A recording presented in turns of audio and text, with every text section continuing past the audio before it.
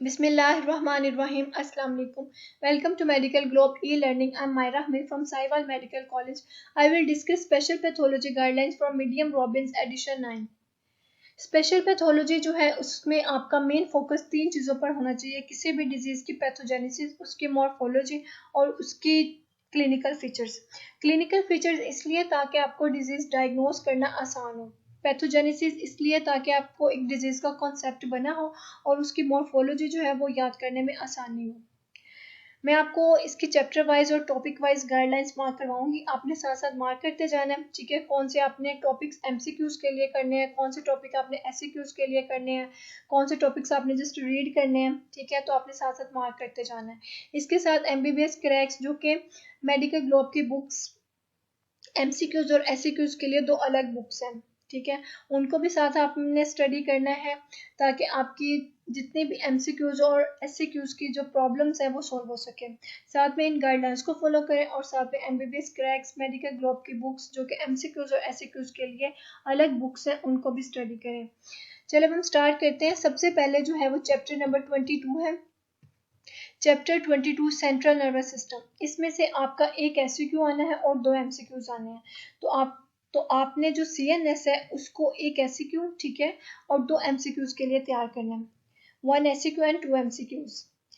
सबसे पहले जो है पहला टॉपिक है patterns of injury in the nervous system.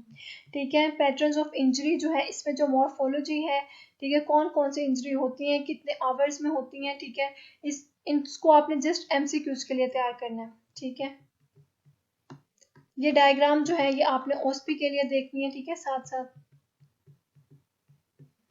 Oedema, herniation and hydrocephalus. ठीक है, इसको आपने जस्ट रीड करना है इस टॉपिक को। जो हाइड्रोसेफलस है, ठीक है, ये इंपॉर्टेंट एसक्यू है, ये आपने अच्छे से करना है। ठीक है, इसके जो डायग्राम्स है ये ओएसपी के लिए इंपॉर्टेंट है। ये जो इसके मैंने हाईलाइट किए हुए इसके इंपॉर्टेंट पॉइंट्स हैं, तो ये आपने बिल्कुल मिस नहीं करना है, आपने साथ साथ करते जाना है। देन हर्निएशन क्या होता है। ठीक है, तो ये आपने एमसीक्यूज के लिए आपने जो है प्रिपेयर करना है इस टॉपिक को। सेरिब्रोवेस्कुलर डिजीजेस, ठीक है, very important. Hypoxia, ischaemia, infarction. ठीक है, इसके मैकेनिज्म क्या है, किस तरह से ये होती हैं। ठीक है, इनको आपने करना है। ग्लोबल सेरेब्रल इस्कीमिया क्या है, वेरी इंपॉर्टेंट यूक्यू। ठीक है, इसको आपने करना है। इस डायग्राम को आपने ओएसपी के लिए तैयार करना है। इसकी आपने मॉर्फोलॉजी करनी है। ठीक है, बॉर्डर जोन या वाटरशेड इन्फार्क्ट क्या होते हैं। ठीक है, ये आपने करना है साथ साथ।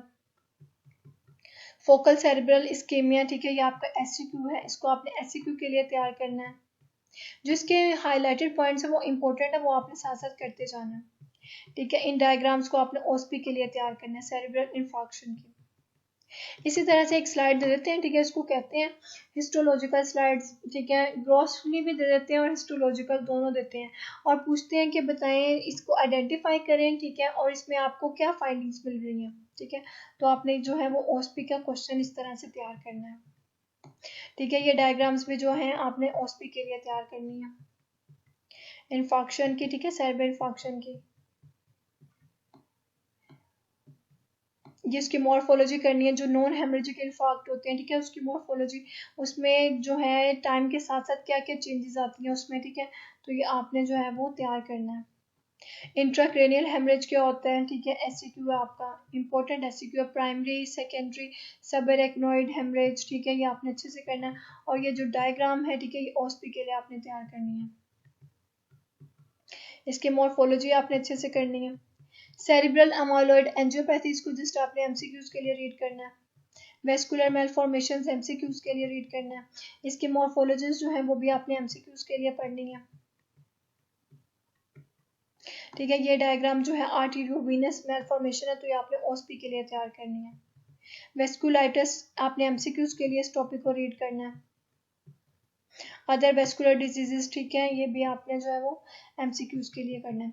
सेंट्रल नर्वस सिस्टम ट्रॉमा, ठीक है, यहाँ से इंपॉर्टेंट आपके यूक्यू स्टार्ट हो रहे हैं। ट्रॉमेटिक पेरेन्काइमल इंजरीज क्या होती हैं। ठीक है, ये आपका इंपॉर्टेंट यूक्यू है। ये जो डायग्राम्स है ये आपने ओएसपी के लिए तैयार करनी है। ठीक है, सेरेब्रल ट्रॉमा की। इसकी मॉर्फोलॉजी आपने बहुत अच्छे से करनी है। ठीक है, डिफ्यूज एक्सोनल इंजरी क्या होती है। Traumatic vascular injury, epidural haematoma, ठीक है, इंपॉर्टेंट एससीक्यू है। सबड्यूरल हेमाटोमा है, ये आपका एससीक्यू है। ठीक है, ये डायग्राम्स आपने ओस्पी के लिए तैयार करनी है। इसकी मॉर्फोलॉजी, ठीक है, सबड्यूरल हेमाटोमा की मॉर्फोलॉजी ये आपने बड़े अच्छे तरीके से करनी है। एक्यूट में क्या होता है, ठीक है, क्रोनिक में क्या होता है, तो ये आपने बड़े अच्छे तरीके से करनी है। मेलफॉर्मेशंस ये आपने जस्ट रीड करना है, ठीक है, एमसीक्यूज के लिए। ठीक है, ये जो है माइलोमेनिंजोसील, ठीक है, ये इंपॉर्टेंट ओस्पी डायग्राम है, तो इसको आपने ओस्पी के लिए तैयार करना है। Infection of the nervous system, ठीक है, इसको आप स्किप कर सकते हैं, ये करने की जरूरत नहीं है। यहाँ से स्टार्ट हो रहा है मेनिंजाइटिस, ठीक है, ये बहुत इंपॉर्टेंट यूक्यू है, इसको बहुत अच्छे तरीके से करना है। इसकी ओस्पी की डायग्राम बहुत इंपॉर्टेंट है। एक्यूट पायोजेनिक मेनिंजाइटिस क्या होती है, ठीक है, बहुत इंपॉर्टेंट है ये। इसकी मॉर्फोलॉजी बहुत अच्छे से करनी है। एसेप्टिक कौन सी है, ठीक है, मेनिंजाइटिस में क्या होता है, मेनिंजाइटिस ये बहुत बहुत इंपॉर्टेंट है, तो इसको आपने बहुत अच्छे तरीके से करना है। इसकी मॉर्फोलॉजी आपको बहुत अच्छे से आनी चाहिए। ये आपने डायग्राम्स ओस्पी के लिए करनी है, ठीक है, वायरल इन्फेक्शन हो रहा है तो ये आपने ओस्पी के लिए तैयार करनी है साथ साथ। बाकी ये जो है आप स्किप कर सकते हैं, ठीक है, अदर वायरसेस के, ठीक है, ये आपने कुछ भी नहीं करना है इसमें से।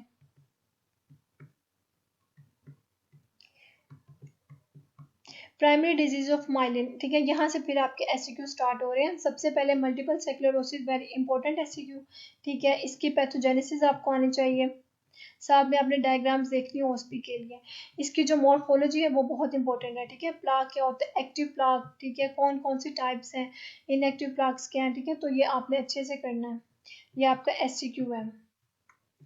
बाकी लिकोडिस्ट्रोफिस, अदर एक्वायर्ड माइलिनेटेड डिजीज, ठीक है, ये आपने नहीं करना, इसको आप छोड़ सकते हैं, इस टेबल को भी, ठीक है, ये सब कुछ आपने स्किप कर देना। अब आपका जो इम्पोर्टेंट यूक्यू स्टार्ट होने लगा है वो है न्यूरोडीजनरेटिव डिजीजेस, ठीक है। न्यूरोडीजनरेटिव डिजीज जो है, इसका ये जो टेबल बना हुआ है ये आपने एक दफ़ा रीड जरूर करना है, ठीक है। प्राइमरी कौन सी हैं, इन्फेक्शंस की वजह से कौन सी होती हैं, ठीक है, वेस्कुलर ट्रॉमेटिक कौन सी हैं। सबसे पहले जो न्यूरोडीजनरेटिव डिजीज है वो है Alzheimer disease, very important UQ, ठीक है, ये बहुत दफ़ा आ चुका है, तो इसको बहुत अच्छे तरीके से आपने करना है। इसकी पैथोजेनेसिस बहुत अच्छे तरीके से करनी है, उसके लिए आप ये डायग्राम देख सकते हैं, ठीक है, उसको समझने के लिए। इसकी मॉर्फोलॉजी बहुत इंपॉर्टेंट है, ठीक है। न्यूरोफिब्रिलरी टैंगल्स क्या है, न्यूरोटिक जो प्लाक किस तरह से बनते हैं, ठीक है, न्यूरोफिब्रिलरी टैंगल्स, ठीक है, ये बहुत इंपॉर्टेंट है, कौन सी इसमें प्रोटीन है, ठीक है, तो ये आपने बड़े अच्छे तरीके से जो है इसको तैयार करना है। फ्रंटोटेम्पोरल लोबार डिजनरेशन, ठीक है, ये भी आपका एससीक्यू है, ठीक है, ये आपने अच्छे तरीके से इसको भी प्रिपेयर करना है। पार्किंसन डिजीज आपका एससीक्यू है, ठीक है, इसमें कौन सी बॉडीज होती है, लेवी बॉडीज होती है, इंपॉर्टेंट एमसीक्यू है आपका, ठीक है। इसकी पैथोजेनेसिस आपको आनी चाहिए। हंटिंगटन डिजीज जो है, ठीक है, इसको आपने करना है, जो इसके हाईलाइटेड पॉइंट्स हैं वो इंपॉर्टेंट है, ठीक है, आपने यही कर लेने हैं। ये ओस्पी के लिए आपने डायग्राम तैयार करनी है। इसकी पैथोजेनेसिस आपने पढ़नी है, ठीक है, ये एमसीक्यूज के लिए, बाकी ये आप छोड़ सकते हैं, ठीक है। ट्यूमर्स, अब बहुत इंपॉर्टेंट जो टॉपिक स्टार्ट हो रहा है सीएनएस का, वेरी वेरी इंपॉर्टेंट वो ट्यूमर्स हैं, ठीक है, ये आपने बहुत अच्छे से करने हैं। ट्यूमर्स जो है इसकी करेक्टरिस्टिक कौन सी हैं, ठीक है, ये आपको जो चारों करेक्टरिस्टिक जो है इसकी वो आनी चाहिए, ठीक है। सबसे पहले जो एससीक्यू हमारा इंपॉर्टेंट है वो है ग्लायोमास, ठीक है। ग्लायोमास जो है इसकी मेजर टाइप्स कौन कौन सी होती हैं, एस्ट्रो, ठीक है, ओलिगो एपेंडाइमोमास, ठीक है, ये बहुत अच्छे से आनी चाहिए आपको। एस्ट्रोसाइटोमा के आगे फर्दर कौन कौन सी है, ठीक है, ये आपको पता होनी चाहिए, ठीक है। ग्रेडिंग इसकी कौन कौन सी है ये आपको आना चाहिए, बहुत इंपॉर्टेंट यूक्यू है, ठीक है। इसकी जो मॉर्फोलॉजी है ये आपको आनी चाहिए, ठीक है, ये आपने बड़े अच्छे तरीके से जो है वो इसको तैयार करना है। पाइलोसिटिक एस्ट्रोसाइटोमा जो है ये बहुत इंपॉर्टेंट है, ठीक है, ये डायग्राम्स आपने ओस्पी के लिए साथ साथ देखनी है। इसकी मॉर्फोलॉजी आपने करनी है, ठीक है। इसमें जो है वो जो ट्यूमर होता है वो कंपोज होता है bipolar cells with long thin hair like processes, ठीक है। रोजेंथल फाइबर्स क्या होते हैं, ठीक है, ये बहुत इंपॉर्टेंट एमसीक्यू है, तो इसको आपने बड़े अच्छे तरीके से करना है। ओलिगोडेंड्रोग्लायोमा, इसको आपने रीड कर लेना है, ठीक है। इसकी कौन कौन सी ग्रेडिंग है ये आपने डायग्राम्स ओस्पी के लिए तैयार करनी है, ठीक है। एपेंडाइमोमा, इसको भी आपने रीड कर लेना है, किस एज में होता है, ठीक है, कौन कौन सी इसकी फॉर्म्स हैं। उसके बाद आता है न्यूरोनल ट्यूमर्स, ठीक है, इसमें है एम्ब्रियोनल न्यूप्लाज्म, वेरी इंपॉर्टेंट मेडुल्लोब्लास्टोमा, ठीक है, ये बहुत इंपॉर्टेंट यूक्यू है, इसके जो एमसीक्यू भी बहुत आते हैं और ये बहुत इंपॉर्टेंट यूक्यू है, ठीक है। इसमें जो है कौन सा सिस्टम जो है इन्वॉल्व होता है, प्रिमिटिव न्यूरो एक्टोडर्मल ट्यूमर्स हैं, ठीक है। इसकी ओस्पी के लिए डायग्राम, ठीक है, इसको आपने समझ के करना है। इसकी मॉर्फोलॉजी बहुत इंपॉर्टेंट है, बहुत ज़्यादा इंपॉर्टेंट है, इसमें स्मॉल ब्लू सेल्स मिलते हैं, ठीक है, होमोराइड या फिर न्यूरोब्लास्टिक रोजिट्स जो है वो मिलते हैं, ठीक है, ये बहुत इंपॉर्टेंट है, इसकी मॉर्फोलॉजी बहुत अच्छे से आनी चाहिए आपको। अदर पैरेंकाइमल ट्यूमर्स, इनके बस आपने नेम कर लेने हैं, ठीक है, जो हाईलाइटेड पॉइंट्स है वो करने हैं और जस्ट नेम करने हैं। मेनिंजियोमास, वेरी इंपॉर्टेंट यूक्यू, ठीक है, इसको आपने बहुत अच्छे से तैयार करना है। इसमें कौन से जीन्स जो है वो इन्वॉल्व हैं, ठीक है, जिनकी म्यूटेशन से होता है ये ट्यूमर, इसकी जो मॉर्फोलॉजिकल फॉर्म्स कौन कौन सी है, ठीक है, मेनिंजियोमास की ग्रेड 1 to 4 हैं, ठीक है, सिंसिशियल, फाइब्रोब्लास्टिक, ट्रांजिशनल, ये सारे इसके हिस्टोलॉजिक पैटर्न्स और ये आपके बहुत इंपॉर्टेंट यूक्यू है, ठीक है। एटिपिकल मेनिंजियोमा, एनाप्लास्टिक मेनिंजियोमा, ठीक है, जो कि ग्रेड 3 या 4 है, ठीक है, इसकी मॉर्फोलॉजी क्या है, ये बहुत इंपॉर्टेंट है। मेटास्टेटिक ट्यूमर्स, ठीक है, इसको आपने रीड कर लेना। ये डायग्राम आपने जो है मेटास्टेटिक मेलानोमा की ओस्पी के लिए तैयार करनी है। फेमिलियर ट्यूमर सिंड्रोम्स, ठीक है, ट्यूबरस स्क्लेरोसिस, वॉन हिप्पल लिडोर डिजीज, इसको जस्ट आप जो है वो रीड कर लें और स्किप कर सकते हैं, ठीक है। जो यहाँ तक था ये हमारे तक, यहाँ तक हमारा CNS जो वो कवर हो गया। जो इसमें सबसे ज़्यादा इंपॉर्टेंट टॉपिक्स हैं, सबसे ज़्यादा इंपॉर्टेंट जो है प्रायोरिटी जो फर्स्ट है वो इसके ट्यूमर्स हैं, ठीक है, उसके बाद हाइड्रोसेफलस, ठीक है, न्यूरोडिजनरेटिव डिजीजेस, ये आगे सेकेंड थर्ड प्रायोरिटीज है। जो बहुत इंपॉर्टेंट है वो ट्यूमर्स है, वो आपने बहुत अच्छे से करने हैं।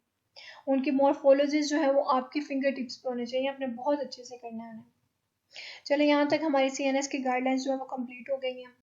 Medical Globe brings you the solution to your problems, the problems you face during your professional exams. Yes, we are introducing MBBS Cracks. This book contains chapter-wise important topics, solved past university questions. Besides this, chapter polls are also given for helping you during your MCQs exams. ENT review summaries are also given, past UHS keys are also given in this book, and OSPE pictures are added in high resolution to help you ace your OSPE exams. Besides this series for SCQs and OSPE, MCQs Cracks has also been introduced. This book contains MCQs not only from UHS but also from several other universities. So what are you waiting for? Get your book ordered online at a given number, and I promise you that you won't regret purchasing this book. The number is mentioned here, and thank you.